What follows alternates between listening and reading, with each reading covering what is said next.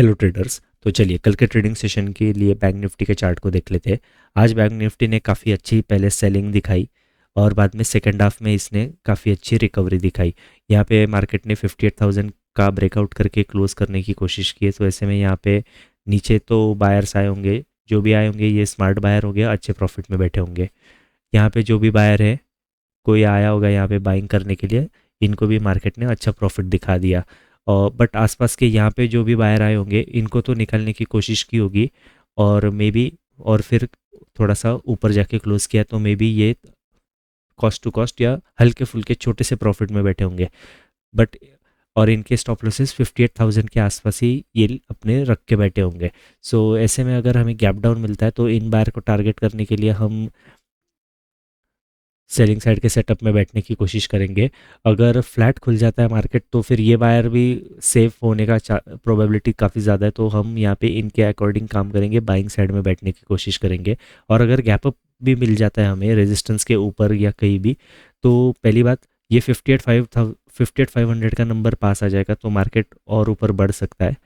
और सबसे अच्छा कंडीशन गैप अप में वो होगा अगर मार्केट पहले नीचे आए, क्लोजिंग प्राइस का यहाँ पे ब्रेकडाउन करे, आसपास के बायर्स को हल्का करे, सेलर्स को भी इनवाइट करे और फिर ये ब्रेकआउट देते हुए ऊपर जाने की कोशिश करे।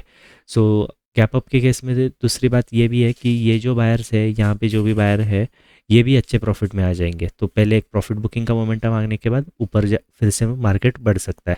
तो ओवरऑल देखा जाए तो गैप अप में बाइंग करेंगे, फ्लैट में बाइंग करेंगे और यहाँ पे 58,000 के आसपास ही अगर गैप डाउन खुलता है तो यहाँ पे बाइंग करेंगे। बट इसके नीचे और सपोर्ट के आसपास यहाँ पे कहीं खुलता है तो यहाँ पे हम सेलिंग साइड में बैठने की कोशिश करेंगे। अगर हम सेफ कोई लेवल देखना चाहें तो अगर हम रिट्रेसमेंट टूल से देखें टॉप टू बॉटम से, तो देखिए हमारा कहीं ना कहीं ये 57,800 का ये जो जोन है, यहाँ तक मार्केट भी आ सकता है। तो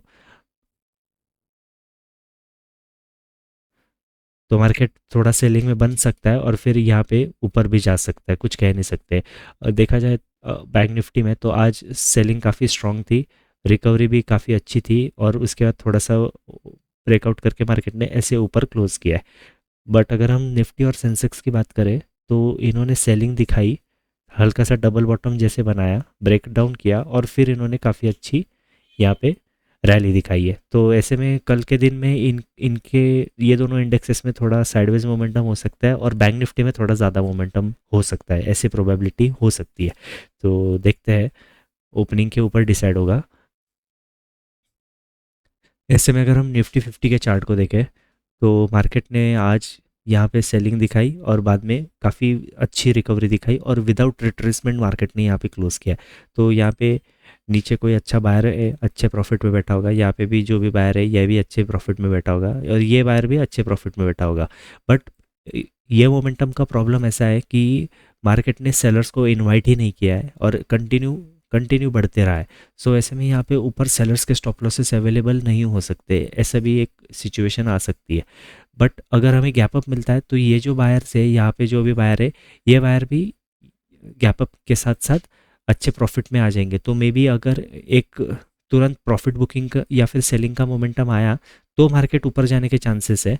बट अगर गैप अप के केस में तुरंत मार्केट ऊपर बढ़ने लग गया तो ये 25,800 के आसपास रेजिस्टेंस लेके हमारे मार्क रेजिस्टेंस के आसपास आके एक सेलिंग का मोमेंटम कर सकता है, क्योंकि ऊपर सेलर्स के स्टॉप लॉसेस नहीं है, ऐसे हम अज्यूम करके चल रहे हैं। सो अगर ओवरऑल देखा जाए तो गैप अप में हम यहाँ पे बाइंग करेंगे, फ्लैट में बाइंग करेंगे और सपोर्ट के ऊपर यहाँ पे कोई गैप डाउन मिलेगा तो बाइंग करेंगे। बट अगर गैप डाउन ज़्यादा हो जाएगा तो यहाँ पे हम सेलिंग करेंगे। सेंसेक्स में भी निफ्टी 50 की तरह ही कहानी है। यहाँ पे पहले सेलिंग हुई, फिर एक अच्छा बाइंग का मोमेंटम हुआ विदाउट रिट्रेसमेंट। सो देखा जाए तो यहाँ पे गैप अप में हम बाइंग करेंगे। अच्छा कंडीशन वो होगा मार्केट पहले, जब मार्केट पहले नीचे आए, यहाँ पे 84,000 का ब्रेकडाउन करे, सेलर्स को इनवाइट करे अच्छे से और फिर इनको टारगेट करते हुए मार्केट ऊपर की तरफ बढ़े। फ्लैट में हम बाइंग करने का ही प्लान करेंगे और गैप डाउन, ये सपोर्ट जो हमने मार्क किया है यही इसके ऊपर ही खुल जाना चाहिए तो फिर बायर्स सेफ रहेंगे, आसपास के ये बायर्स जिसने 83,500 का ब्रेकआउट देख के बाइंग की है और ये नीचे के बायर्स तो सेफ ही रहेंगे। तो गैप डाउन खुलता है तो ये बायर्स हमारे लिए इंपॉर्टेंट है, क्योंकि इनके एसएल सबसे पास है, तो अगर मार्केट को टारगेट करना है तो इनको कर सकता है। मे बी इनको और इनको ना टारगेट ना करें मार्केट, तो ये सपोर्ट के ऊपर अगर गैप डाउन मिला तो बाइंग ही करेंगे। बट अगर इसके ये जोन में कहीं खुल जाता है तो यहाँ पे सेलिंग करना पड़ेगा, क्योंकि फिर यहाँ पे 83,500 का नंबर भी पास आ जाएगा, तो मार्केट थोड़ा सा ऊपर जाके नीचे आ सकता है, थोड़ा सा नीचे जाके रिट्रेस करके और नीचे भी जा सकता है। तो कल के ओपनिंग पे सब डिसाइड होगा। तो ट्रेडर्स, मिलते हैं कल के ट्रेडिंग सेशन के वीडियो में। Thank you so much for watching.